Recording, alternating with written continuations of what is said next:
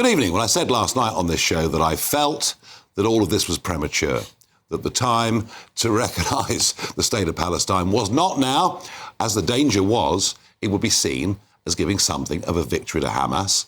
I also said last night that I felt that the demands that were being made on Israel were far greater than the demands that were being made on a new Palestinian state. Well, sure as eggs is eggs, a man called Bassem Naam, a senior figure in Hamas today, said victory and liberation are closer than we expected.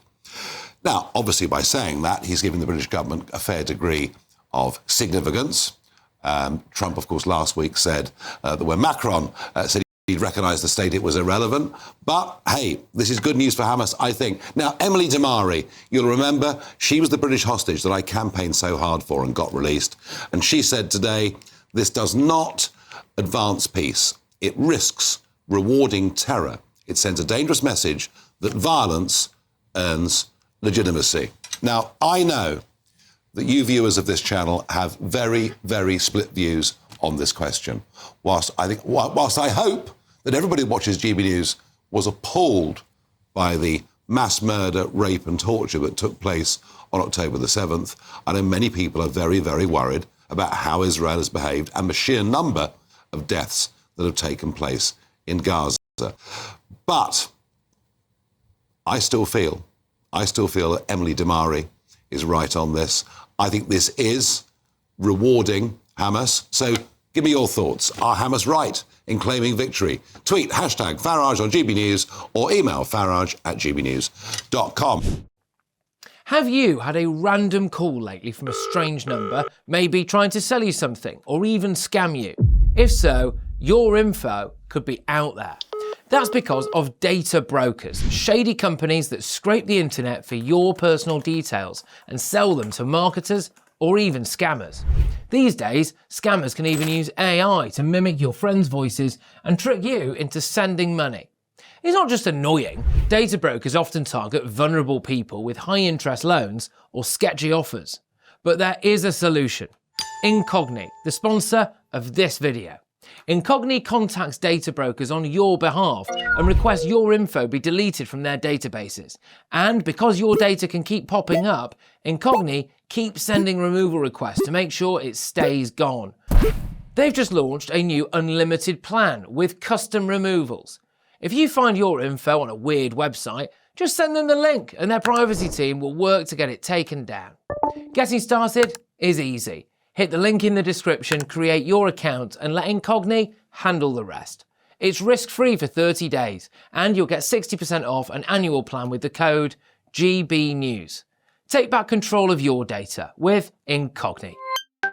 I'm joined by studio regular Kwasi Kwarteng, former MP and former Chancellor, and I'm joined for the first time on this show by Jeff Hoon, former Defence Secretary and Labour MP, long retired from politics though, Jeff. Long retired.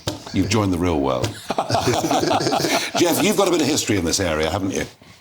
In 1999, I went to Gaza and met Yasser Arafat. I was in Israel discussing what was then a live peace process. We were discussing the final stages, borders, the arrangements for Jerusalem. We were actually discussing water rights. Curiously, because of Britain's history in Palestine, we had maps showing watercourses that were vital to any drawing or redrawing of boundaries. So I look at the present tragic situation with a great deal of sadness, because at that stage it seemed that a peace was at hand, that it could be achieved. Of course, that all went wrong at Camp David, and since then it's been one catastrophe after another. Because just a few years after those negotiations saw the real rise of Hamas, didn't it? It did, and I think part of that was frustration with the then Palestinian leadership, who were offered, in my opinion, a good deal at Camp David. They were certainly offered a deal. I put my own construction on the good part of it. But nevertheless, they had the opportunity there of a lasting peace. They turned it down, and necessarily the extremists then came in. And how do you view the decision by Keir Starmer yesterday? I think it's a gamble, but I understand why Britain and indeed France and other allies feel the need to change the dynamic of the situation. I recognise that they are unlikely to persuade Netanyahu to agree to what they have asked for. But there's one aspect of this which I think is really important. They refer to the West Bank, and sadly, in the tragedy of what has taken place in Gaza, not enough attention has been given to the West Bank. Without the West Bank, there can be no Palestinian state. And what we have seen in recent years is a colonization, frankly, of the West Bank by Israeli settlers. I can recall times when Israeli governments evicted settlers because it was contrary to international law and indeed to Israeli law. That is not happening. The present government are encouraging settlement. I think that's a view that will be shared by many, actually, on the West Bank, but we can't change the past, Kwasi, but we can make decisions about now and try to look for a better future. It's very interesting that Jeff went to Gaza, because this is actually the first panel where both the panellists have actually been there. I went there in 2010 as part of an MP delegation.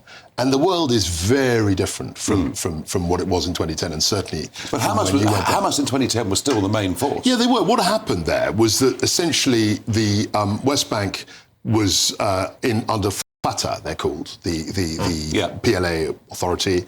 And what Hamas did was essentially take over Gaza. So there's been this fundamental split over the last, I think it was 2006-07. There's been a fundamental split in the Palestinian Authority. And I have to say that when viewers say, and Emily, the hostage, said, this is a victory for Hamas, and the Hamas guy himself said the same thing, I think they're both right. And I think the worry about recognising the Palestinian state is that essentially you're endorsing acts of terror. Now, you and I might think differently, and there are nuances and all the rest of it. But the top line is that, OK, these guys did appalling acts in 2023, October. And they've said they would do it again and again and again. There's no repentance for what they did whatsoever. Sure. And then only, barely 2 years later, not even, we're saying we're going to recognise the Palestinian state.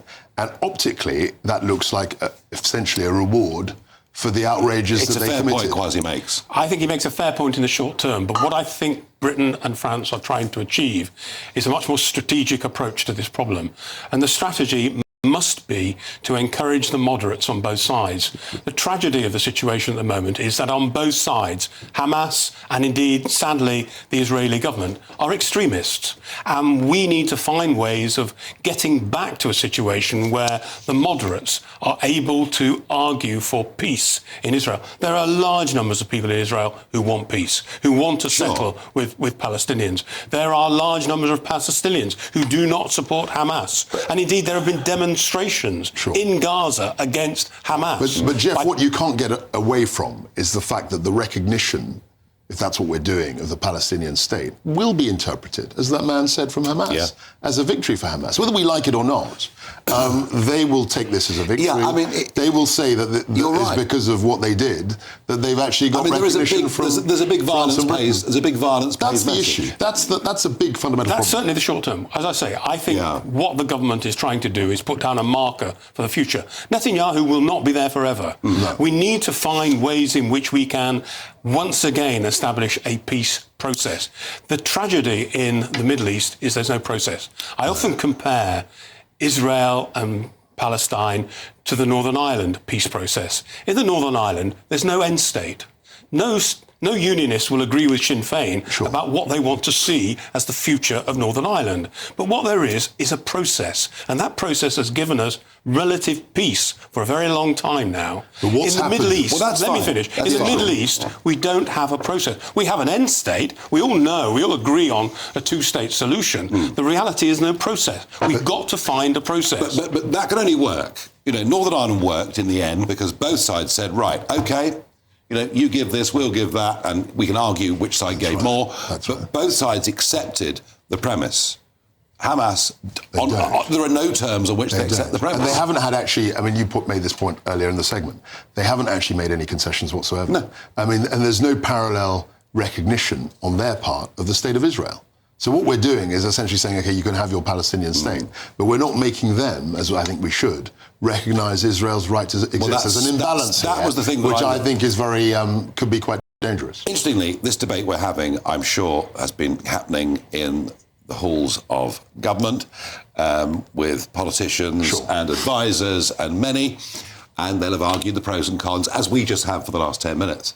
Question is, why is he doing it and why So now? look, my view, let's get political here. Yeah, we will. I think you've got a problem on the left in British politics.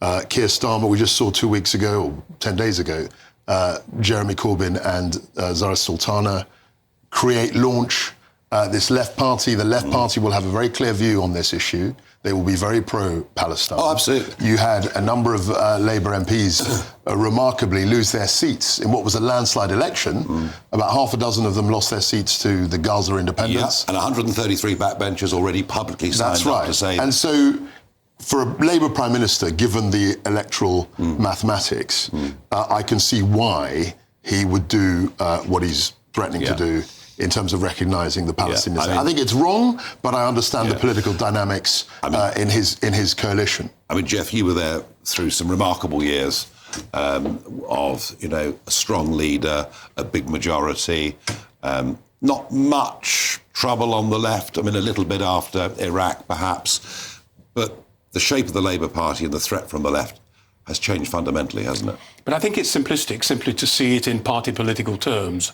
There are large numbers of people in this country who are extraordinarily concerned about the Palestinian situation. And therefore they vote accordingly, which is the point that you've just made very well. So I don't think it's just about the House of Commons or Labour members of Parliament. It never is. It's about a wider picture of our society. But it never is about one thing. But you understand parliamentary... I wouldn't call them games, but there's arithmetic. I was the government chief. Yeah, of course, you're involved in all of that. and it's a very good answer. Let's be honest. So as I do, that those dynamics are very important. And if you're trying to keep this left coalition, which it is, the Labour Party is now a coalition. There are people who are barely on speaking terms. And if you're trying to keep them together, I can see why an issue like this might be something they will rally around. I mean, Labour has never faced a genuine electoral challenge from the left. It just hasn't. But it's about to, isn't it? I don't believe that Jeremy Corbyn's party will make much progress.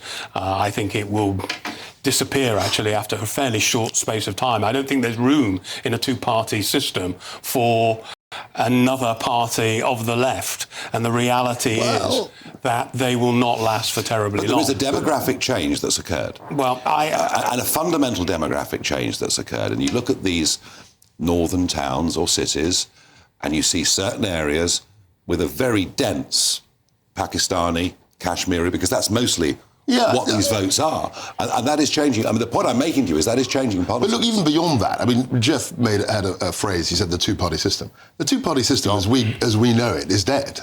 I mean, you and I realise this. I realise that wasn't perhaps the best way of putting it. In the world that we're in now, we've got 5 or 6 parties. Yeah.